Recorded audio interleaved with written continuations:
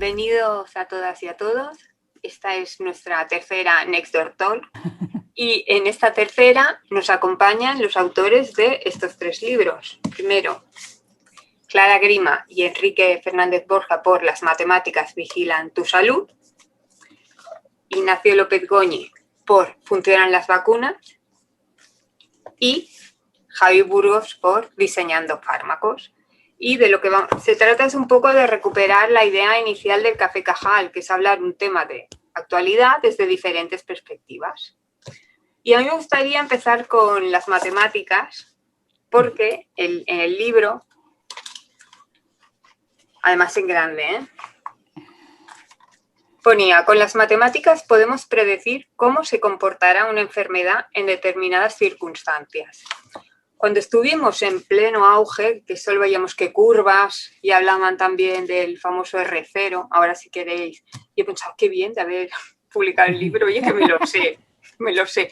Pero claro, la curva luego se volvió un maremoto y también sorprendía un poco que las predicciones había muy distintas. Entonces, las matemáticas pueden hacerlo, pero ¿qué necesitan las matemáticas para poder predecir cómo va a comportarse una enfermedad?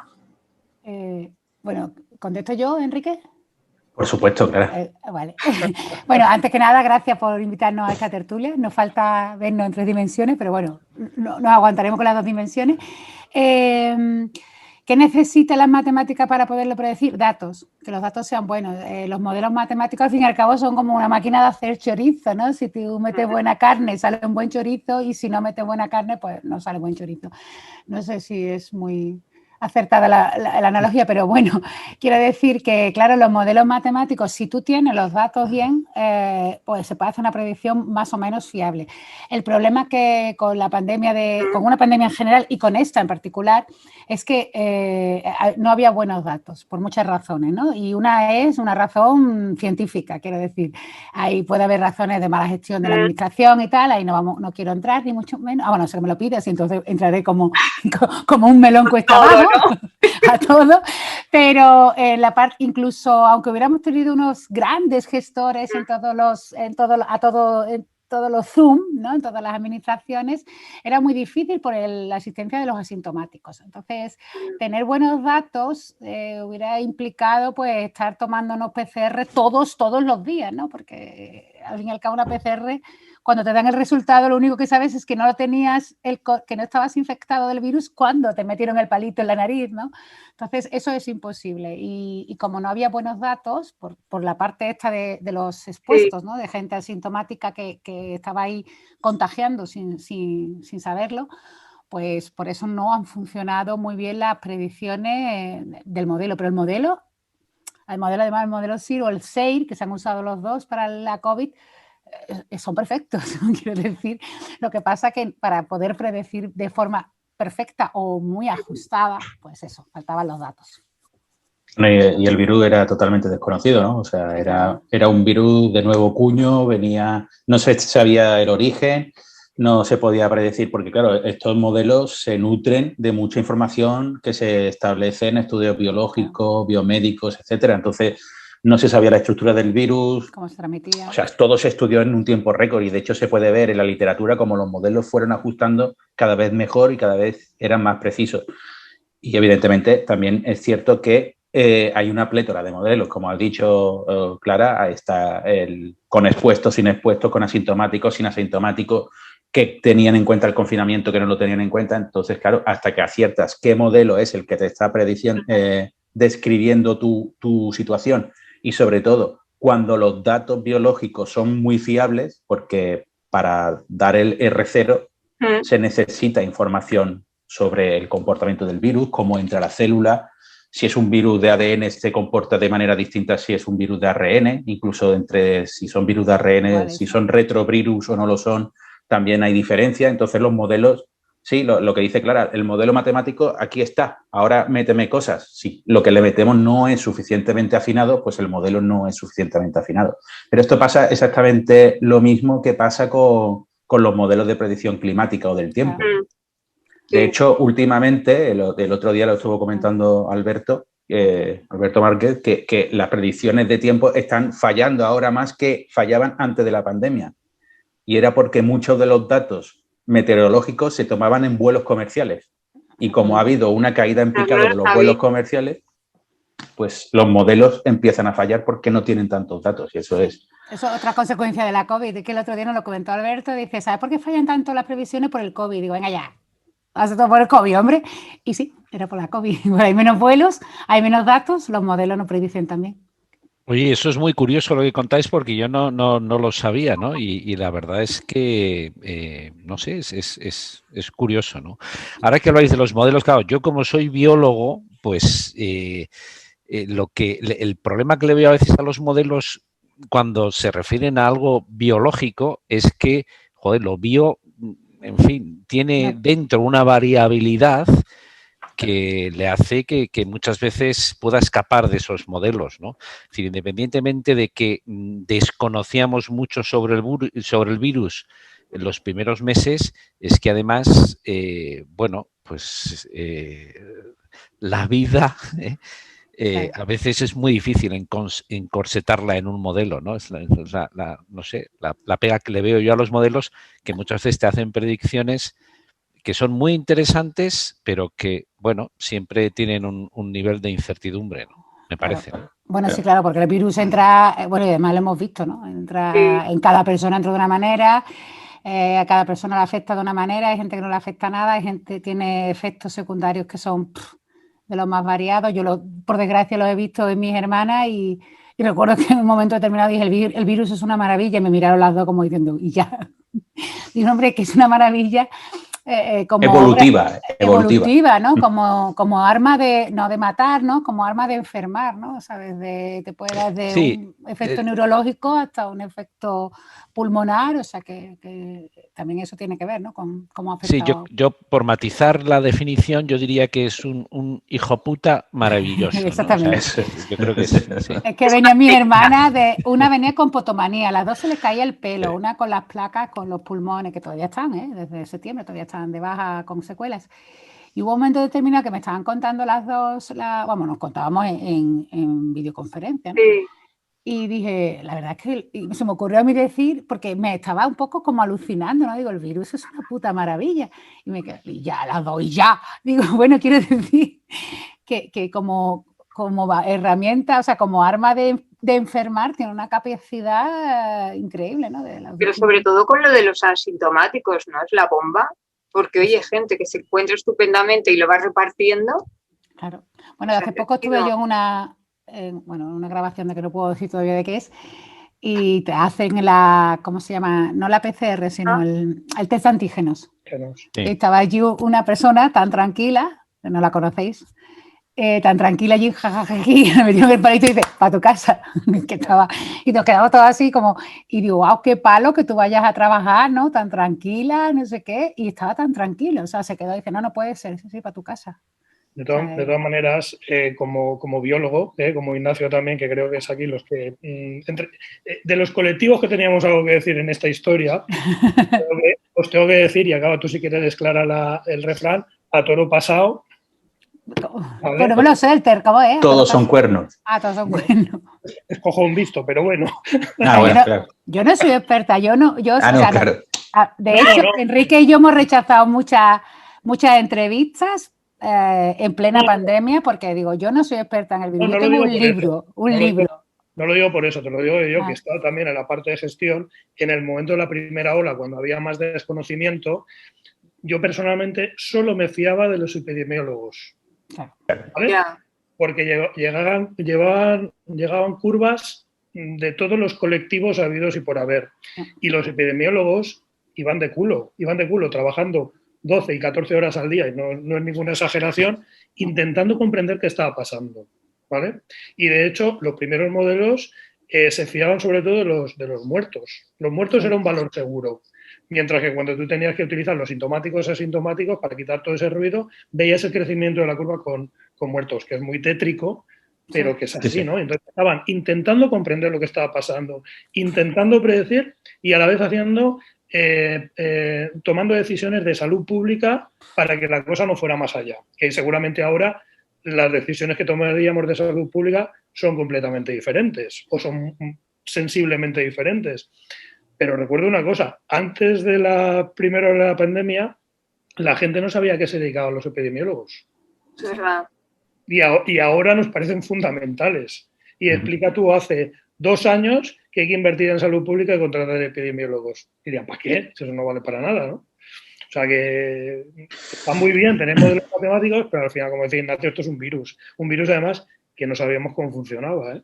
No, yo no he dicho que los modelos matemáticos sean la panacea. No, Quiero decir que sí, que funcionan, evidentemente, tal como estaban definidos en un mundo esférico.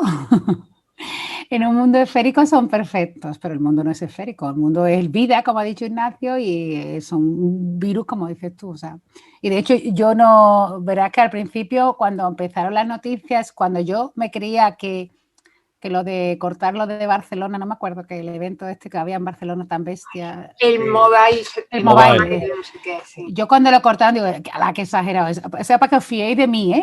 En la siguiente predicción. No, y yo. Y cuando empezaron los datos del R0 entre 2,5 y 3,5, yo aprovechaba para hacer hilos de matemática pensando que, bueno, que se quedaba por ahí y tal. O sea, que no sabía de qué estaba hablando, pero cuando ya la cosa se puso seria, yo no volví a hablar de matemáticas y modelos, porque no era yo la que tenían que hablar los epidemiólogos. O sea, yo me callé, me fui a un segundo plano y dije, ya no digo más nada, porque es eso lo que dice precisamente Javi, es que había mucha gente tomando decisiones muy difíciles que supongo que les habrá costado mucho sobre vidas, ¿no? Sobre salud pública y lo que no quería era dar más ruido al ambiente, meter más ruido. Diciendo siempre que los modelos matemáticos son esenciales para comprender todo esto, ¿eh? Claro. Desde el respeto y la admiración lo digo, ¿eh? Ya te vale. Pero yo creo que el problema aquí es darle más importancia de la que tiene a los modelos matemáticos. Exactamente. Los modelos matemáticos son guías, te dan comportamientos cualitativos. Evidentemente no te pueden predecir la realidad porque entonces necesitaríamos un modelo inmenso que seguramente no sabríamos resolver. Entonces uno se compromete a hacer simplificaciones. Pues venga, metemos esta simplificación por aquí, la otra por allí y el modelo lo único que te dice es la tendencia. Pero no te va a decir tal día se van a morir tantas personas, van a ingresar tantas en la UCI, se van a curar tantas. Eso es imposible, porque no lo podemos hacer con nada, ¿eh? Hay muy pocas ecuaciones y sistemas en el mundo que nosotros sabemos resolver exactamente. Y todos son ideales, no existen en la naturaleza como tal. No. Entonces... También porque vas tomando decisiones de salud pública que afectan a esa curva de una forma o de otra, ¿no? Y entonces el confinamiento.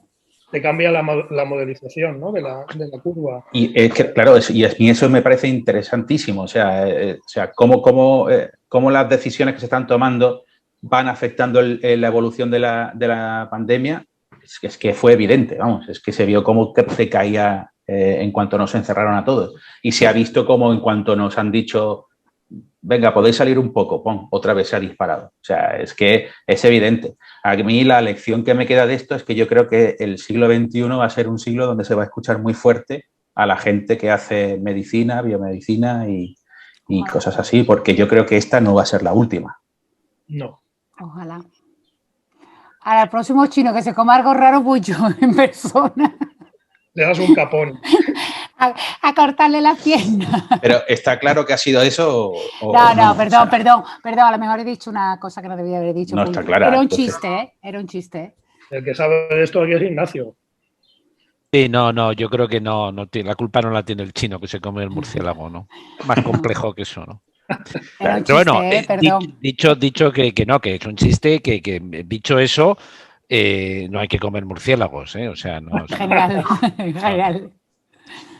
Bueno, la zoonosis, que es cuando pasa una enfermedad animal a humanos, eso es ya está bajo alerta, ¿no? Que hay que llevar cuidado y sobre todo porque todos estos procesos que vamos a vivir irremediablemente por cambio climático van a obligar, va a haber mucha presión en muchas zonas que van a ir a comer, o no sé si aquí lo haremos, pues cosas que generalmente no se comen y que no están bajo la vigilancia de sanidad. Y entonces podemos tener problemas de este tipo, ¿eh? Sí, bueno, a ver, es lo que se llama la estrategia One Health, ¿no? Es decir, claro, la sanidad humana, sanidad animal y sanidad ambiental, ¿no? Claro. Y en los últimos años hemos visto cómo, pues si tú empiezas a ver desde el SIDA, que en el fondo tiene un origen animal, el VIH, hasta el ébola, el Zika, el SARS, el MERS, la gripe. Es decir, son cantidad de enfermedades virales o bacterianas que son zoonosis, surgen en el mundo animal y pasan al ser humano. Para controlar eso tienes que ir de la mano de la sanidad humana, sanidad animal y sanidad ambiental, porque efectivamente pequeños cambios que pueda haber de temperatura, de humedad, etcétera, pueden favorecer todo ese flujo, ¿no? Bueno, eso es un poquito sobre el origen de este coronavirus. Siempre, a mí cuando me preguntan, siempre a veces me dicen, bueno, pero ¿se puede crear un virus en el laboratorio? Sí, se puede crear un virus en el laboratorio. ¿Se puede escapar un virus de un laboratorio de bioseguridad? Es muy improbable porque por eso es de bioseguridad, pero sí se puede escapar. Entonces, ¿cuál es el origen? Pues el origen probablemente más más fácil de entender, porque es lo que ha ocurrido a lo largo de los últimos miles de años, es que surja de la naturaleza, porque la naturaleza tiene suficientes recursos para generar este o cualquier otro virus, ¿no? Bueno, pues por ahí van los tiros, ¿no? Pero bueno, efectivamente no se podría descartar que se ha escapado de un laboratorio, pero realmente yo creo que al final es igual, ¿no? Bueno, ahí hay que aplicar la navaja de Occam, es decir, la explicación más probable probablemente sea la más sencilla, ¿no? Entonces, sí, podemos también suponer orígenes de lo más esotérico, pero lo más probable, como tú bien dices, es que provenga de un animal. Claro.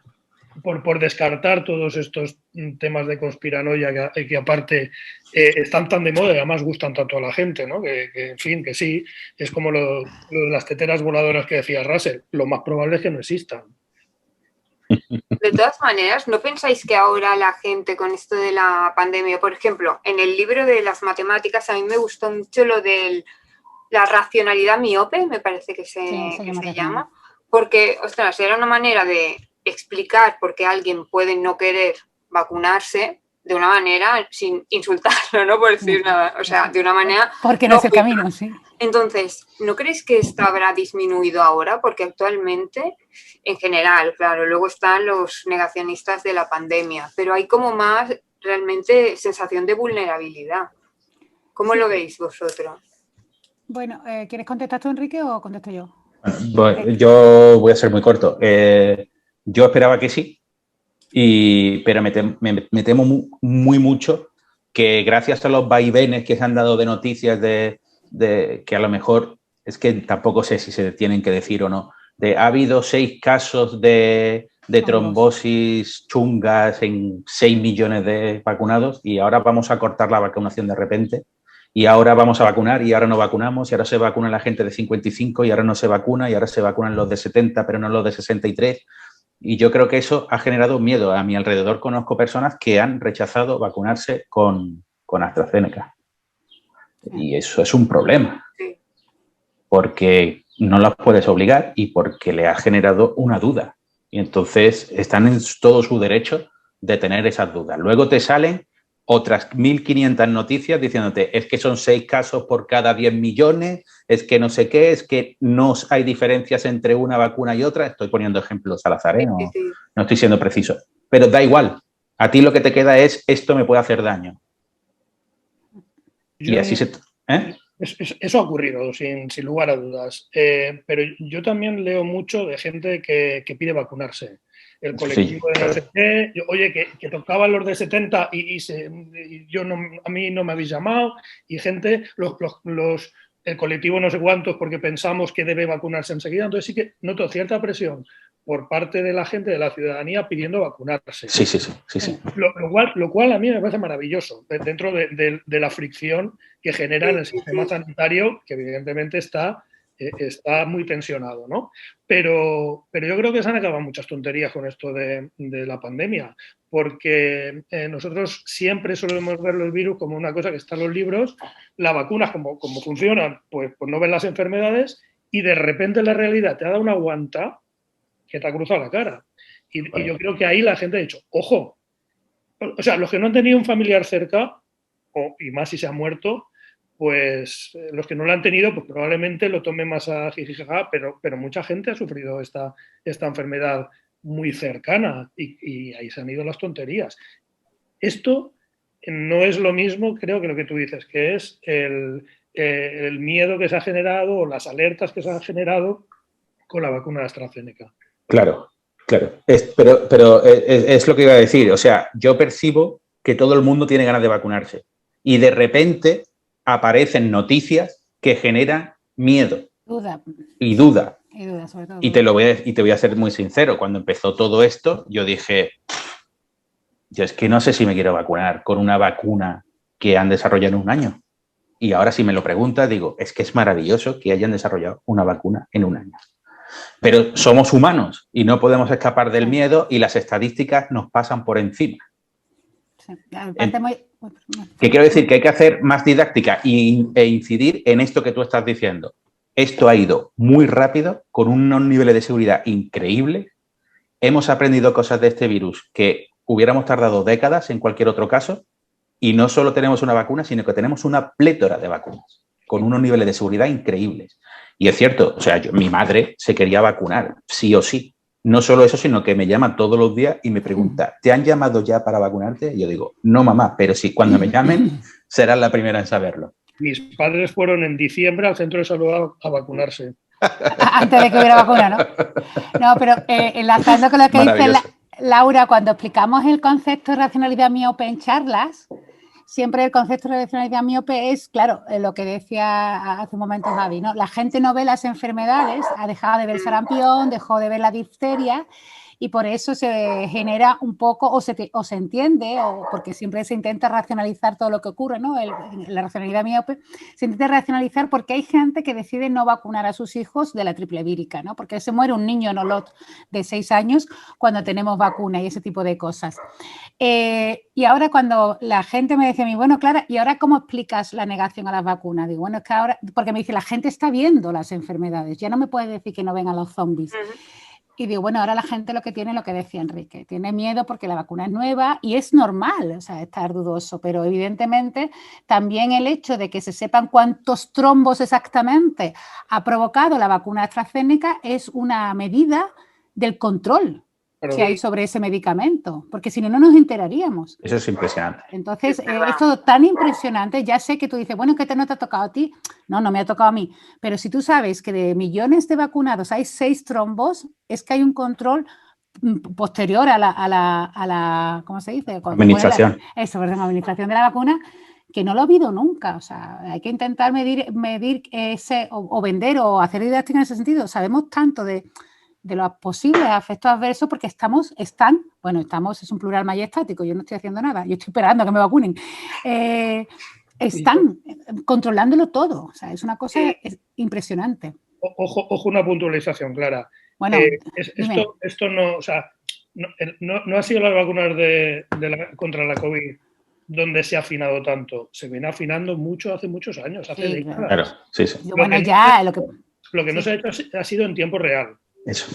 Es decir, poder conectarte a tu ordenador y ver la discusión que tiene la FDA en directo, es que eso no ha ocurrido, yo creo que no ha ocurrido nunca. O incluso, ¿os acordáis? Yo lo estaba pensando antes, el rollo de las notas de prensa, no nos fiamos que es una nota de prensa, no sé qué. Sí.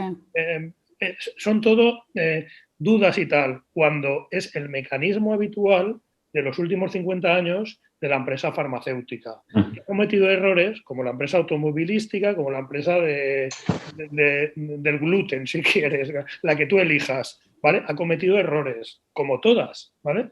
Pero siempre, o en la farmacología moderna, se ha controlado eso y se sabe de cada fármaco qué produce y qué no produce, cuáles son los eventos adversos más comunes, cuáles son los raros, los ultra raros, todo eso se conoce y se balancea.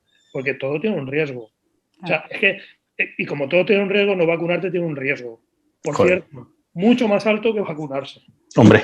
Lo que pasa es que quizá aquí lo que no se había previsto, sorprendentemente, es el problema de la comunicación. Es decir, hemos hecho vacunas muy rápidamente, se han hecho tal, pero nadie, yo creo que no se había previsto, oye, ¿esto cómo lo vamos a comunicar a la sociedad, ¿no? Y ese ha sido uno de los problemas, la comunicación de todo esto, ¿no? O sea, como tú dices, la empresa farmacéutica lo primero que hace es una nota de prensa, tal, pero quizá habría que haber pensado, eso es, el mecanismo, cómo es mejor comunicar todo esto a la sociedad para que no haya ese rechazo a las vacunas, que yo creo que en España es mínimo, pues porque somos un país donde nos vacunamos mucho, pero que en otros países están teniendo problemas. En Europa hay países en los que están teniendo problemas y ahora en Estados Unidos están intentando dar incentivos para que la gente se vacune, porque hay una población que no quiere vacunarse, ¿no? Entonces yo creo que eso es una cosa que en el futuro habrá que tener en cuenta, que podemos ser muy rápidos fabricando una vacuna y un gran éxito de la ciencia, pero el siguiente paso es, oye, tenemos que meter la cabeza en cómo hay que comunicar todo esto a la sociedad, ¿no? Diseñar una estrategia de comunicación o algo así. Sí. Lo que pasa es que yo creo que como ha sido todo tan rápido. Sí. Claro. Es que ha sido un tsunami y ahora, pues lo que decía yo antes, es decir, a toro pasa, pues las cosas se piensan y probablemente en ese momento no estábamos pensando en la estrategia de comunicación. Claro. Nosotros, digo, a nivel global, aunque sí que había muchas administraciones que sí que lo intentaban y lo intentaban hacer bien, ¿eh? Y yo creo que la OMS, por ejemplo, rápidamente lo ponemos entre comillas, alerta, ¿no? Y, en fin, que sí, que tienes razón y que esta pandemia nos ha servido para poner los mecanismos de la siguiente, ¿vale? Qué tarde. Veremos qué hemos aprendido. Qué tarde que nos dejen respirar. Era noticia de telediarios continuamente y yo no sé si tanta claridad o tanta exposición estábamos participando de la ciencia cuando mucha gente no sabe el mecanismo de la ciencia y por eso era como, ¿y esto no lo saben? Y ahora han dicho esto y luego han dicho lo otro. Bueno, es que funciona así, pero claro, era como estar, pues eso, ¿no? En debates y tal, que tú no entiendes, pero estás viéndolo. Y entonces yo creo que ahí ha sido... Perdón. Ha sido un reality show de la ciencia, es decir, tener la ciencia, todos los focos, todos los micrófonos y bueno, entonces verlo como si fuera el gran hermano, pero de la ciencia. Claro. Y entonces, claro, pues has visto cómo funciona la ciencia y si, o sea, por ejemplo, para nosotros, el que la ciencia dé 2 pasitos para adelante y 1 para atrás, pues bueno, pues es lo normal. Tú escribes un artículo, el otro te contradice, luego se reafirma o hay que contradecirse. Eso es algo natural en la ciencia. Pero claro, verlo cómo funciona a la gente le ha creado mucha incertidumbre. Y luego porque estábamos acostumbrados a que las noticias siempre hasta ahora te daban el resultado final. Es decir, la noticia buena y el resultado final. Siempre es el resultado positivo, porque los resultados negativos no se publican, y luego el resultado final de decir, bueno, han descubierto tal cosita que cura el cáncer en no sé dónde. Pero aquí no hemos visto eso. Aquí hemos visto el proceso de hacer ciencia y eso es lo que ha creado muchas veces incertidumbre. Bueno, bueno, por eso, porque la ciencia en parte también es incertidumbre, ¿no? No tenemos todas las respuestas en el momento adecuado, ¿no? Claro. Y los artículos empezaban, lo que tú dices, con científicos españoles siempre, ¿no? Es lo típico. No, aquí hemos ido mucho más rápidos. O sea, cuando tú dices, científicos españoles descubren una molécula que funciona para el cáncer en ratones. Y luego cuando vas te dice, dentro de 10 años hablamos, que es cuando hagamos los ensayos clínicos. Y aquí ha pasado lo contrario. Aquí hemos ido muy, muy rápidos. Claro. Y los ensayos clínicos han adelantado la noticia. Sí. Y luego, claro, es que yo creo que la gente tiene la sensación, justo lo que ha dicho Ignacio, que la ciencia es una cosa que va en línea recta hacia un objetivo y que llega y ya ahí no hay discusión, esta es la verdad absoluta. Y no, eso no... Hay siempre tensiones, discusión, ahora he acertado, ahora me equivoco. Y yo, por ejemplo, a mis estudiantes se lo digo, el 98% de vuestro tiempo como científicos consiste en equivocaros. Os tenéis que equivocar. Y el 2%, cuando acertéis, pues de eso vais a vivir. Pero tenemos que conocer las 98 formas de cómo no se puede hacer. Para que alguien diga, pues a lo mejor de esta, y esa es la buena, pues muy bien. Pero claro, entre eso y que luego le hemos dicho a la gente durante años, no os preocupéis porque las vacunas son seguras, los ensayos clínicos se hacen durante décadas, hay un estudio, y ahora de repente pasas y dices, hemos diseñado esto en meses, lo vamos a probar en humanos en semanas y va a estar, dentro de un año vamos a estar todos vacunados, pues dice, pero ¿y los 10 y 20 años que teníamos antes? Claro, pues yo creo que ahí es donde hemos fallado todo un poco, sobre todo los medios de comunicación, ¿eh? Y no estoy hablando de la administración ni nada, digo del bombardeo mediático a los que hemos estado sometidos. Sí. Que han tenido que inventar un nuevo término, que es el de fatiga pandémica, que creo que en alto grado es de el acoso y derribo que han sufrido. Yo le tenía que decir a mi madre, deja de ver noticias, mamá. Sí, claro. Claro. Es que han muerto no sé dónde, es que no sé cuánto. Es que los mayores estaban encerrados con la tele. Y... Sí. Y mira que mis padres tienen Netflix, tienen de todo, pero da igual. ¿Sabes cuántos han muerto? Y yo, no, ni lo sé ni me importa. Quiero decir, no es que no me importe. Sí que me importa, pero no necesito ese dato. Sé que me tengo que encerrar, sé que tengo que tener precaución, eso es lo que tengo que saber. Y eso es lo que tienes que saber tú. Que no salgas, que cuando te llevemos la compra no salgas a la puerta, que esperes un rato y tal. Esto es muy fácil. El que sabe o los que saben me ha dicho, quédate en tu casa y yo voy y me quedo en mi casa. Sí. Eso es lo que tenemos que hacer. Es lo único que tenemos que hacer nosotros, no evaluar los datos. Pero claro, eran mucha gente mayor, asustada, y en el caso de mis padres pues eran dos, o sea que estaban los dos juntos, acompañados todavía, pero si estás solo además y venga tele, pues han pero pasado aquí lo que está claro es que el siglo XX fue el siglo sin duda de la física, entre otras cosas porque se tiraron bombas nucleares y cosas de esas, y el siglo XXI va a ser el siglo de las biocosas. Bueno, hubo un tal James Watson y un tal Francis Crick que hicieron sus cositas también, ¿eh? Sí, pero si nos venimos un poco, si somos un poco estrictos, descubrieron la estructura del ADN por cristalografía de rayos X, que es física. Pero bueno, porque vamos, que estos dos chavales algo hicieron.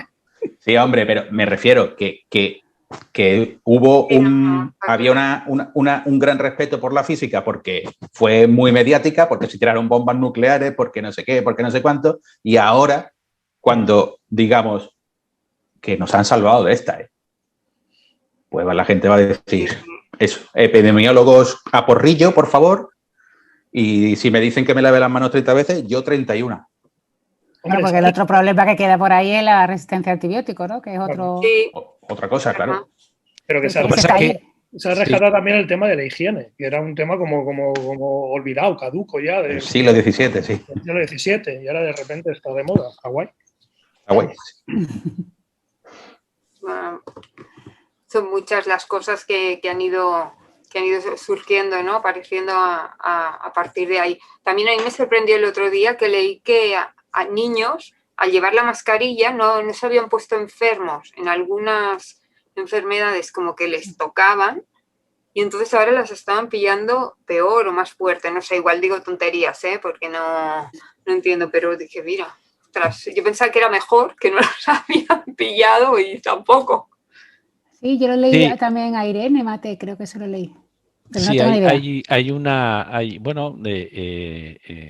hay el problema, o sea, por una parte nos hemos librado de la gripe, de otros virus respiratorios, pero ahí la duda es que a veces los años en los que hay menos gripe o menos virus respiratorios, al año siguiente es más fuerte, ¿no? Porque no has tenido, digamos, ese contacto con el virus, ¿no? Entonces, bueno, hay quien tiene su cierto miedo de a ver qué va a pasar este invierno, ¿no? Nos hemos librado de la gripe, de virus respiratorios, el virus sincitial este invierno, pero igual el invierno que viene es un poquito más fuerte, ¿no? Entonces, ahí hay que estar, bueno, no, habrá que ir viendo, ¿no? Esto es una pregunta honesta que tengo, porque yo también leí esto y luego me puse a leer más cosas y dicen que, claro, que tu sistema inmune tiene que estar en permanente exposición a cosas, porque si no se vuelve perezoso. Entonces, esto es verdad, porque yo os digo que me pillo 2 resfriados al año que me dejan muerto. Me dejan, vamos, para comerme. ¿Y este año no? Este año no he tenido fiebre, pero yo pillo 2, uno a principios de invierno y otros a finales. Siempre es mi modus de vivir, mi modus vivendi. De esto de que tengo 4 días fiebre que no me puedo ni mover y este año no, claro. Y yo he dicho, bueno, claro, la mascarilla, me he tapado mejor, no sé. Y entonces, ¿eso qué quiere decir? Que el año que viene voy a estar chungo, ¿no? Pues igual sí, ¿no? O sea, daros cuenta que no tenemos experiencia de haber vivido un año. O sea, ¿qué pasa si un año no tienes gripe, no tienes virus sincitial, no tienes tal? ¿Qué pasa en la población? Pues el año que viene lo sabremos, ¿no? Estupendo. Espérate, no tengas prisa. No, yo una prisa, ¿no? Los Kleenex. Y yo, ¿por qué eso lo veo en grande a Enrique? ¿Vosotros pasa también? Lo digo porque cuando está hablando de Nacho. No, ¿No me ves vale. grande? No te veo grande, vale. Entonces Le tienes que dar a vista, arriba. Vale, no, perdón. Sí, que era por si que se viera bien, que lo viera bien el público, vale. Sí, bueno, Vale. yo os tengo a todos puestos. Vale. Yo tengo una pregunta. ¿Puedo hacerla? Claro. ¿Vamos a tener pronto medicamentos efectivos contra este tipo de virus? Medicamentos, no vacunas. No vacunas, sí. Sí, es verdad. Javier. A ver. Hombre, al principio se empezó con los dos diseños. Hubo empresas que apostaron por antivirales y hubo otras empresas que apostaron por vacunas, ¿no? Y al principio no sabíamos lo que iba a pasar, no sabíamos que iba a ser más rápido, más efectivo. La verdad es que hemos tenido mucha suerte. Yo creo que hemos tenido mucha suerte con las vacunas.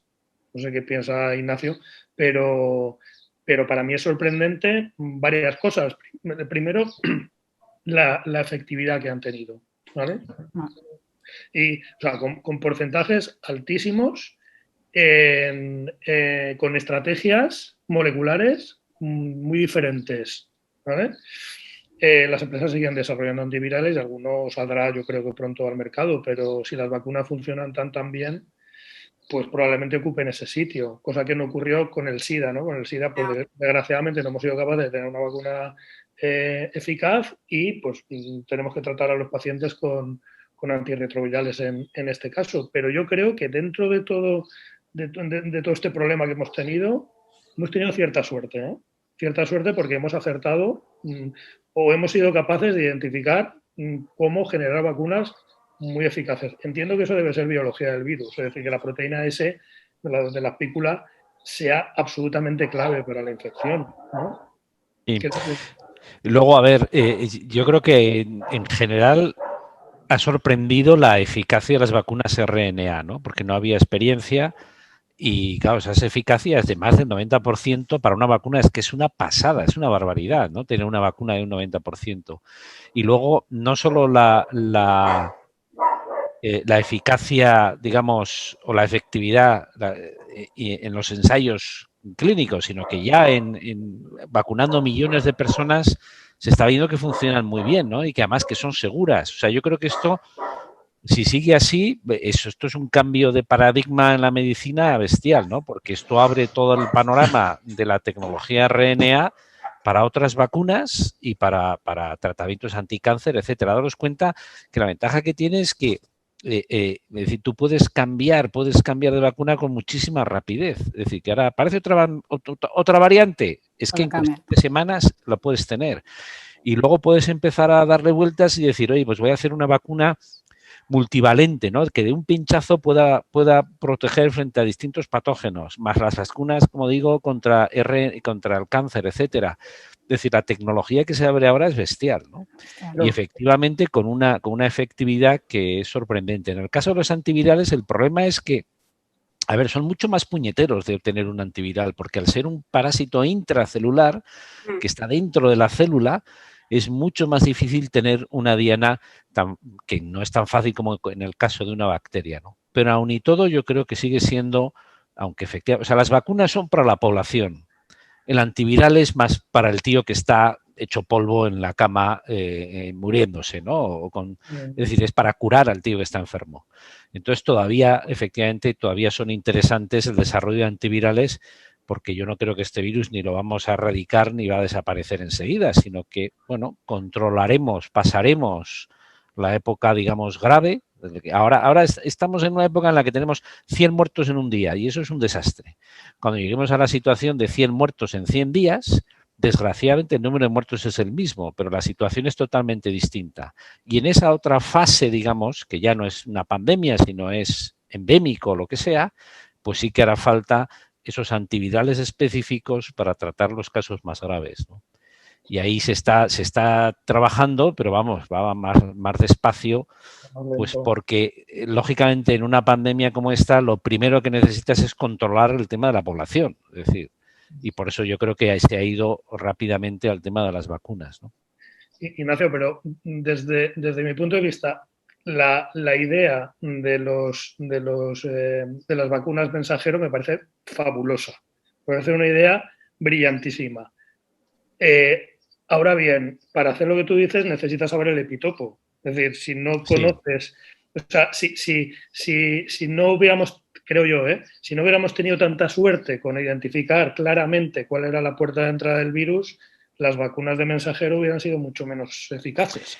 Sí, pero date cuenta que en el coronavirus, a ver, lo de corona viene porque, claro, esto es lo que más se expone al exterior, ¿no? Y entonces, bueno, ya se sabía que las glicoproteínas van a ser la puerta de entrada, ¿no? Y luego al estar tan expuestas, pues probablemente es lo que interacciona antes con el sistema inmune y lo que tu sistema inmune antes reconoce, ¿no? Por eso quizá en el caso de los coronavirus las glicoproteínas son la diana más, más efectiva de momento, ¿no? En otros virus, que puede ser, bueno, que puede estar más escondido, etcétera, es distinto. Pero es que aquí es que, no sé, es que es como si el virus estuviese haciendo topless, o sea, está enseñando todo, tiene sus glicoproteínas, aquí estoy. Al aire. Al aire, todo. Entonces son como lo primero que, no sé. Claro, hemos desarrollado una tecnología que funciona fabulosamente bien. Yo te quería llevar al huerto aquí, porque al final tienes que conocer cómo funciona el patógeno, identificar la diana, y eso es biología básica o biología fundamental, no sé cómo quieres que o microbiología fundamental.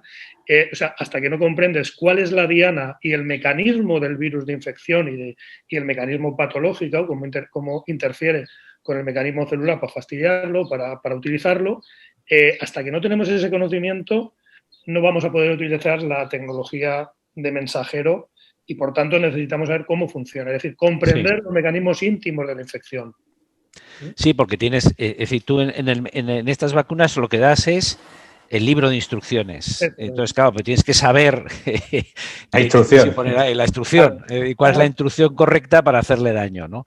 A ver, claro, esto tiene que ver también con lo que habéis comentado antes, Enrique, por ejemplo, de que hemos ido tan rápidos, ¿no?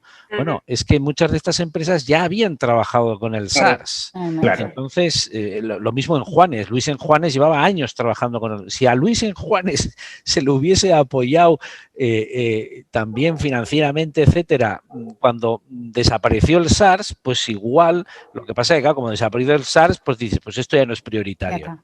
Pero bueno, es una pena. Y BioNTech estaban trabajando hacía 10 años en tecnologías de mensajero para diferentes enfermedades, ¿no? Claro. O sea, que han coincidido en el momento adecuado, que teníamos un gran conocimiento de vacunas, que estamos desarrollando las tecnologías de mensajero desde hacía una década, es decir, que esto no lo hemos sacado de una chistera. No, eso es. Fíjate, yo estuve una vez en un seminario de estos, también vía Zoom, con uno de los investigadores de Pfizer, ¿no? Que dio un seminario.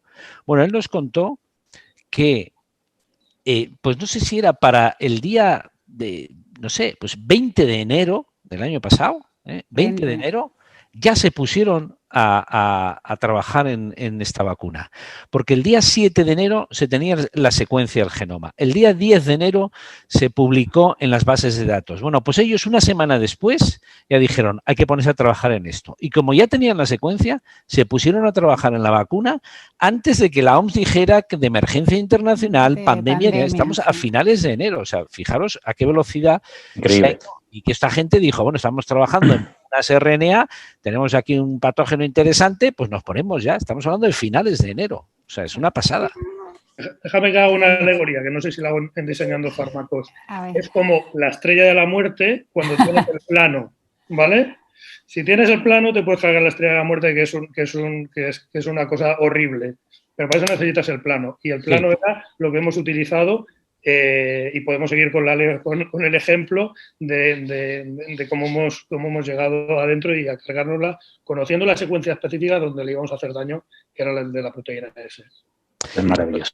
Y luego otro símil que a mí también me gusta muchas veces explicarlo es, joder, fijaros que en 1980, cuando se describen los primeros casos de VIH, se tardan 2 años en identificar el virus. Y aquí ha sido cuestión de una semana y media, 15 días. Imaginaros que estuviéramos ahora 2 años sin saber quién era el causante de todo esto. Bueno, es que esto sería terrible, o sea, pero terrible, ¿no? Claro, la tecnología de secuenciación del año 80, la tecnología del año 2020. Bueno, y ahora dicen, yo he leído por ahí que esto va a servir para sacar vacunas posibles vacunas contra el VIH, ¿no? Con la tecnología de ARN. Del mensajero, ¿no?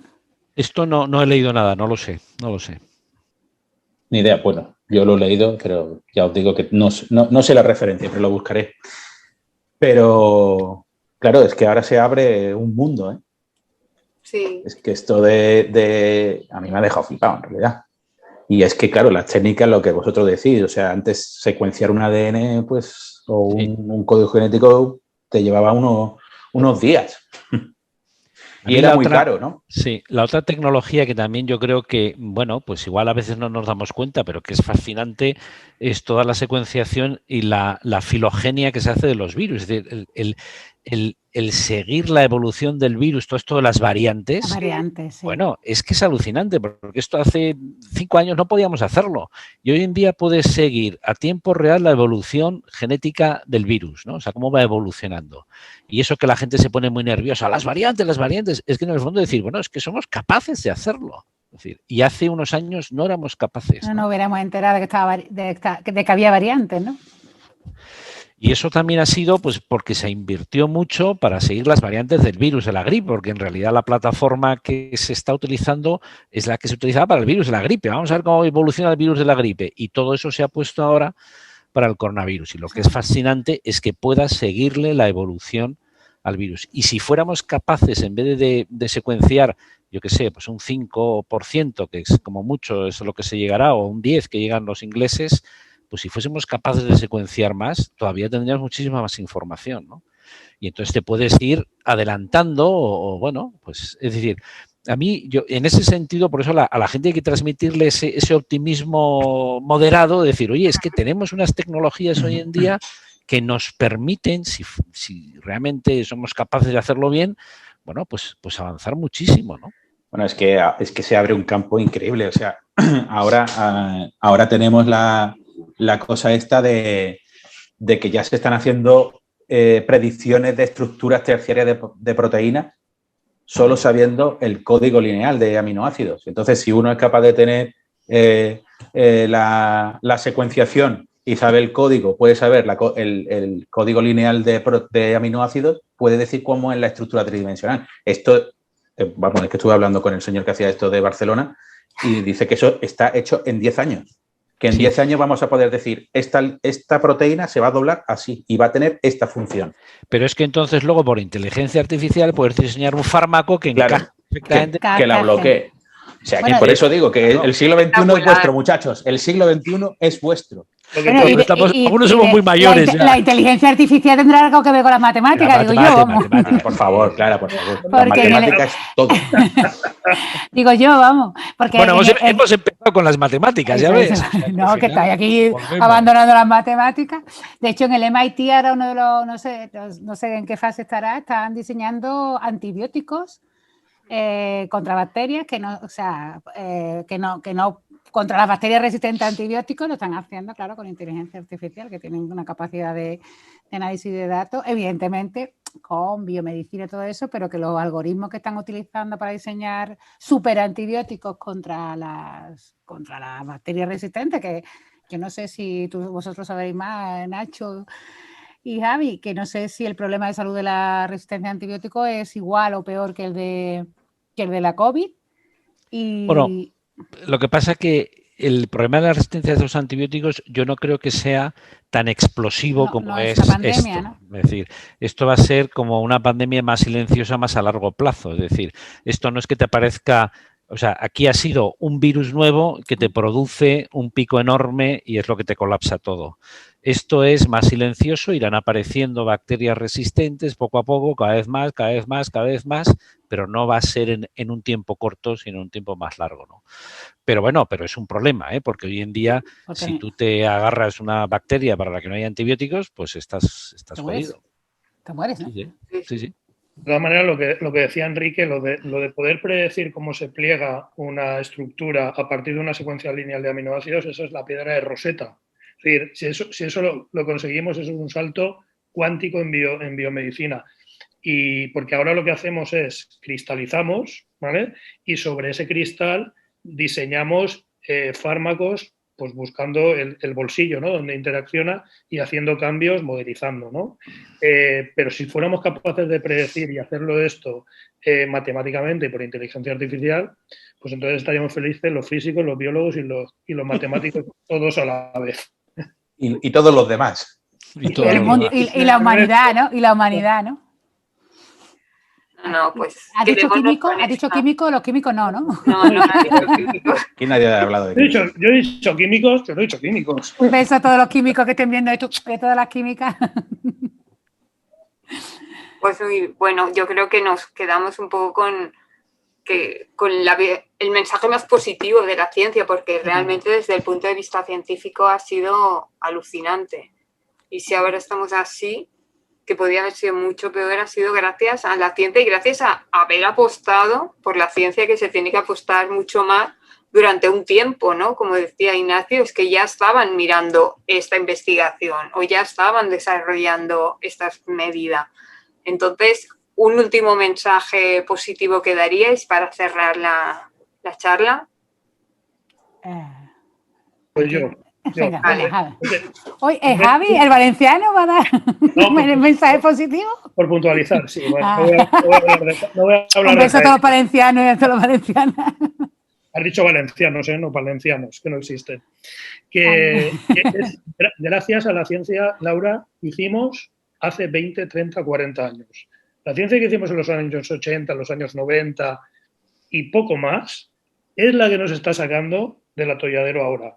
Y la ciencia que hagamos ahora será la que nos salve de futuros problemas, por ejemplo, el cambio climático que algo hará dentro de 30 o 40 años. Y esto es lo que tenemos que tener muy claro. Y tenemos que poner en valor a los científicos y lo que hacen, porque a veces parece que no tiene ninguna importancia o que es absolutamente residual.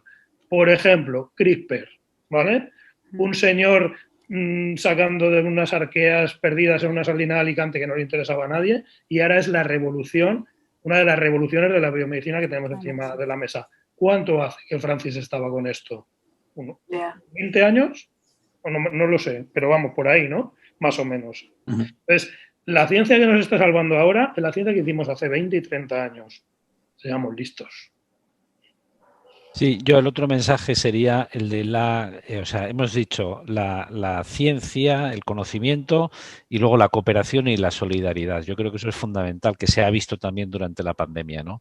Es decir, cuando has juntado a unos matemáticos, a un biólogo, a un físico, a un tal, es cuando salen cosas realmente... O sea, los problemas complejos, como son los que tenemos hoy en día, solo se solucionan con visiones muy complejas que son muy multidisciplinares, ¿no? Entonces, el mensaje tendría también que ser de un apoyo a todo lo que es multidisciplinar, la cooperación y, por supuesto, la solidaridad, porque al final, aquí en una pandemia, la unidad epidemiológica ya no es el ser humano, no es el ser humano, sino que es la humanidad, es el planeta, ¿no?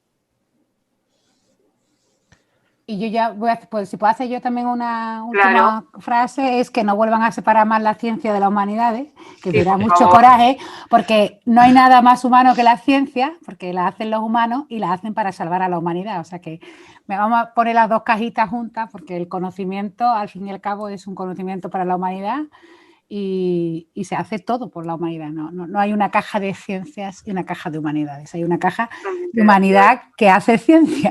Y acabas con biólogos buscando cuadros, ten cuidado. Exactamente. Bueno, pero biólogos así tiene que haber, ¿no? Para que de vez en cuando nos den noticias llamativas. Enrique, igualalo, no hace falta que lo superes. No, lo voy a igualar, lo voy a mejorar. Mi único consejo es que cuando alguien tenga dudas, que escuche a gente como esta que me rodea. Ya está. Yo lo mejoro. A ver.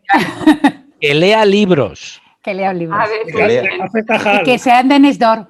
De Nextdoor. Pero ¿que había dudas sobre eso? No, pero no lo hemos dicho en ningún momento. Muchas gracias a todos y a los que nos habéis acompañado. Pues nada, a ver si nos vemos en 3 dimensiones. Besitos. Hasta luego. Adiós.